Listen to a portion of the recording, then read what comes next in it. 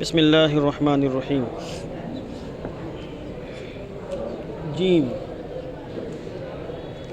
المواضع التي تجوز فيها ان و انا، وہ مقامات جن میں انا اور انا دونوں پڑھنے کی اجازت ہے۔ انا بھی پڑھ سکتے ہیں اور انا بھی پڑھ سکتے ہیں، اس کی اجمالی گفتگو ہو چکی ہے۔ اب یہاں تھوڑی سی تفصیل آ رہی ہے، آپ دیکھ لیجئے۔ کہتے ہیں یجوز الامرانی کسر حمزۃ انا و فتحھا، دونوں امر جائز ہیں، انا کے حمزہ کو کسرہ دینا اور فتحہ دینا۔ کہاں جائز ہیں؟ حیث یصح الاعتباران، جہاں دونوں اعتبار درست ہوں۔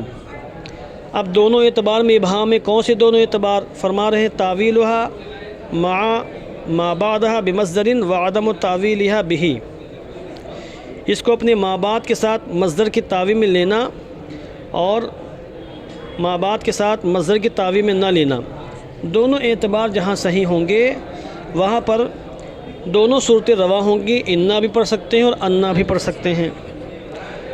وذالک فی اربعۃ مواضع، اور ایسا 4 مقامات میں ہوگا۔ 4 مقامات ایسے ہیں جہاں انا اور انا دونوں پڑھنے کی گنجائش ہے۔ نمبر 1، بعد اذا الفجائیہ، اذا فجائیہ کے بعد، یعنی انا یہ کلمہ جب اذا فجائیہ کے بعد آئے، اذا فجائیہ کا معنی وہ اذا جو اچانک کا معنی دیتا ہے،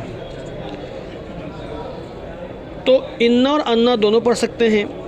مثلا خرجت فاذا ان سعیدا واقف، میں نکلا تو دیکھا، اچانک دیکھا کہ سعید کھڑا ہے۔ اب یہاں انا ہے، انا بھی پڑھ سکتے ہیں اور انا بھی پڑھ سکتے ہیں۔ کہتے ہیں فالکسر هو الاصل، کسرہ ہی اصل ہے، یعنی انا سعیدا واقف یہ پڑھنا اصل ہے، اور انا پڑھنے کی بھی اجازت ہے۔ انا پڑھنا اصل کیوں ہے؟ کس بنیاد پر انا پڑھیں گے؟ آپ فرماتے وہو علی معنی فاذا سعید واقف، انا سعید واقف فاذا سعید واقف کے معنی پر ہے، یعنی فاذا ان سعید واقف فاذا سعید واقف کے معنی میں ہے، اس لیے انا پڑھنا واجب و ضروری ہے اور انا پڑھنا جائز ہے۔ یعنی انا کے ما بعد کو اگر مصدر کی تعویل میں نہ لیں، یہاں دیکھیے مصدر کی تعویل میں نہیں لیا گیا، فاذا سعید واقف یہ مصدر کی تعویل میں ہے۔ اگر مصدر کی تعویل میں ہوتا تو سعید واقف نہیں ہوتا، کچھ اور ہوتا، جیسا کہ بھی آگے آ رہا ہے۔ تو اگر مصدر کی تعویل میں نہ لیں اور انا سعید واقف کو فاذا ان سعید واقف کو فاذا سعید واقف کے معنی میں لے لیں تو کیا پڑھیں گے آپ؟ انا پڑھیں گے۔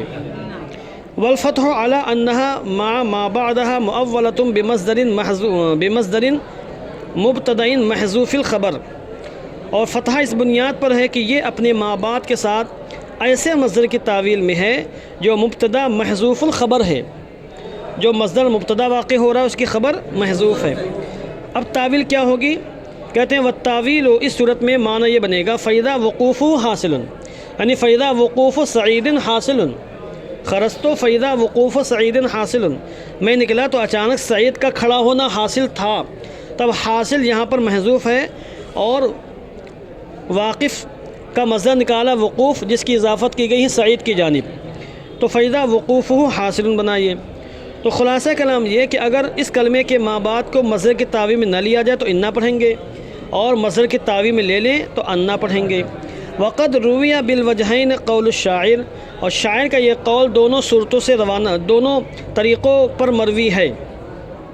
شاعر کا آنے والا یہ قول دونوں طریقوں پر مروی ہے، دونوں طریقوں سے اس کو روایت کیا گیا، یعنی انا کے ساتھ بھی اور انا کے ساتھ بھی۔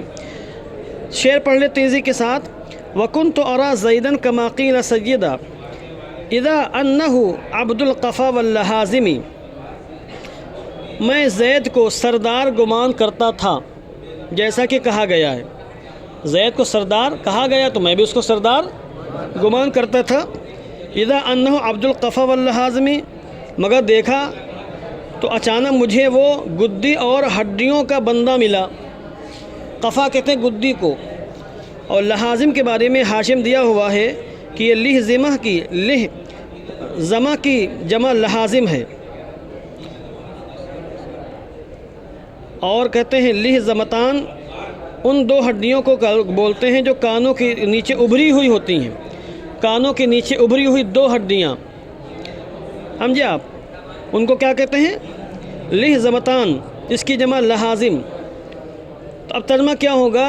تبھی اچانک میں نے اسے گدی اور ہڈیوں والا پایا، یعنی وہ تو غلام نکلا، میں اس کو سردار سمجھ رہا تھا اور یہ تو غلام نکلا، اس کی گدی پر تھپڑ مارے جاتے ہیں، گدی پر مارا جاتا ہے اور کان کے نیچے تھپڑ مارے جاتے ہیں، یعنی ہڈیوں اور گدی والا، جس کی گدی پر اور ہڈیوں پر تھپڑ مارے جاتے ہوں۔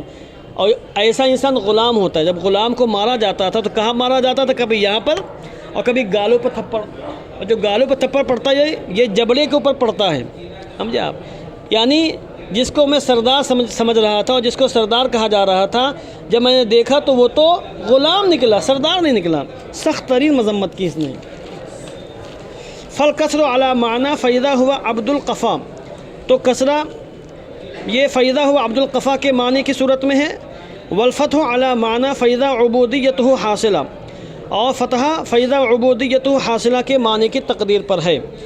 گویا کہ اگر عبودیت کے معنی میں لے لیں اور خبر کو محذوف مانیں تو یہ انا پڑھیں گے آپ، ورنہ انا پڑھیں گے۔